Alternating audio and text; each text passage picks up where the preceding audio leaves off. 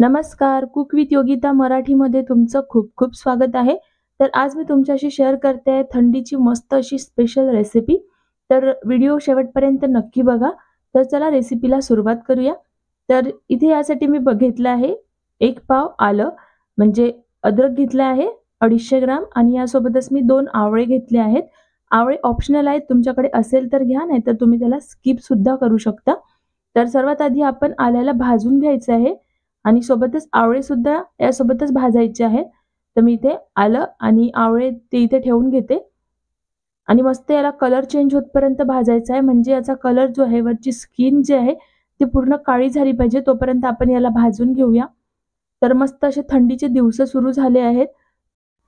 आम्ही मुंबईला राहतो, पण इथे जास्त थंडी राहत नाही. पण मुलांना हे सर्दी खोकला होतोच.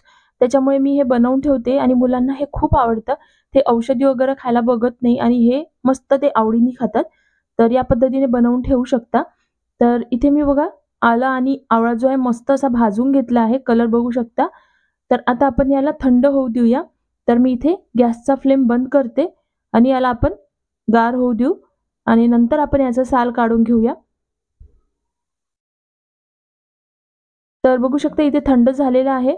तर तुम्ही चाकू किंवा चम्मचच्या साहाय्याने या पद्धतीने याचं वरचं साल जे आहे ते काढू शकता. अगदी सोपं आहे काढायला.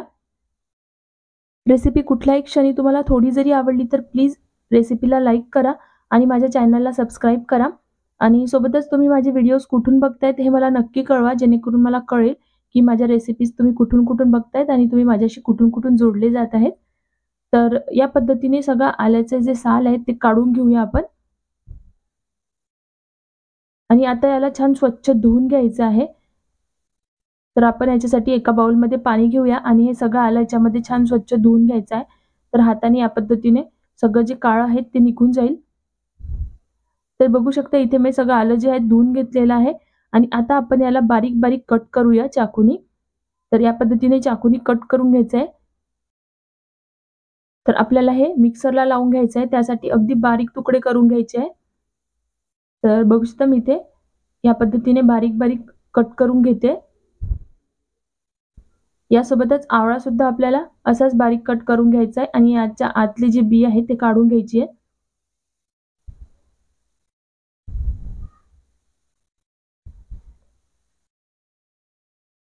तर मी इथे सगळं हे कट करून झालेलं आहे. तर बघू शकता. तर आता आपण इथे एक मिक्सरचं भांडं घेऊया आणि सगळं हे जे आहे ते मिक्सरच्या भांड्यात टाकायचं आहे.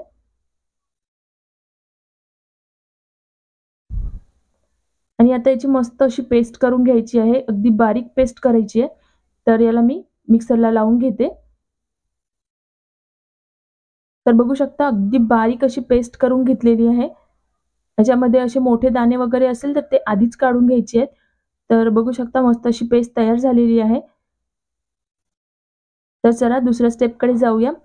तर आता मी एक गॅसवर पॅन ठेवला आहे. याच्यामध्ये आपण घालूया अर्धा चमचा तूप. तूप गरम झालं आहे. आता आपण याच्यामध्ये घालूया आल्याची पेस्ट. आता आपल्याला हे 2 ते 3 मिनिट छान असं भाजून घ्यायचं आहे, म्हणजे असं परतून घ्यायचं आहे तुपामध्ये. तर याला मी 2 ते 3 मिनिट असं परतून घेतलेलं आहे. तर यासोबतच आपण याच्यामध्ये घालणार आहोत गूळ. तर तुम्ही गूळऐवजी साखरचा सुद्धा वापर करू शकता. पण आता थंडीच्या दिवसांमध्ये गूळ खूप गुणकारी असतो आपल्या शरीरासाठी. याच्यामध्ये गरमावट असते, त्याच्यामुळे गुळाचा वापर केला तर तो खूपच चांगला. तर याला आपण असं मिक्स करून घेऊया आणि गूळ जो आहे त्या पद्धतीनेच बारीक करूनच करायचा आहे, म्हणजे लवकर विळेल. जर तुम्ही याला मोठे-मोठे तुकडे टाकलेत तर हे लवकर विरघळणार नाही. तर बघू शकता असं मस्त शिजवून घ्यायचं आहे. तर जोपर्यंत हे थोडं घट्ट होत नाही तोपर्यंत आपण याला शिजवून घेणार आहोत. तर इथे बघू शकता मस्त असं थोडं घट्ट झालेलं आहे आणि आता आपण याच्यामध्ये काही वस्तू घालणार आहोत, ज्या थंडीमध्ये खूप आपल्यासाठी लाभदायक असणार, गुणकारी असणार. तर आपण याच्यामध्ये घालणार आहोत हळद अर्धा चमचा. हळदीमध्ये खूप सारे गुण असतात, अँटिसेप्टिक असतात. त्यासोबतच आपण सेंधे मीठ घालणार आहोत. हे पण आपल्या पाचनसाठी खूप चांगलं असतं आणि थोडंसं काळे मिरी पावडर घालायचं आहे. तर हे सगळे जिन्नस आहेत ते मिक्स करून घ्यायचे आपल्याला याच्याबरोबर आणि परत आपल्याला याला छान घट्ट होईपर्यंत शिजवून घ्यायचं आहे. अजून हे थोडंसं घट्टसर व्हायला पाहिजे. तर बघू शकता हे असं मस्त घट्ट झालेलं आहे. तर आपण याला थंड करून घेऊया आता. थंड झाल्यानंतर मग आपण याचे गोळे करून घेणार आहोत. तर बघू शकता मी इथे गॅसवरून याला उतरवून घेतलं आहे आणि परत हे छान थंड करून घेतलेलं आहे. आता आपण हाताला थोडंसं तूप लावून घेऊया. आणि आपल्याला यामधलं असं थोडंसं चम्मचने घ्यायचं आहे. हे कारण थोडंसं स्टिकी असतं. त्याच्यामुळे या पद्धतीने चम्मचने घ्यायचं आहे आणि आता आपण याचे गोळे करून घेऊया. तर बघू शकता या पद्धतीने गोळे करून घ्यायचे आहे. आणि आता आपण हे गोळे साखरेच्या पावडरमध्ये टाकायचं आहे. तर मी इथे साखरेची पावडर बनवून ठेवलेली आहे. तर याच्यामध्ये आपल्याला हे डिप करायचं आहे. तर आपण याला या पद्धतीने कोट करून घेऊया. तर मस्त आपली ही आल्याची कँडी तयार झाली आहे. याच पद्धतीने आपण सगळे जे कँडी आहेत ते बनवून घेणार आहोत.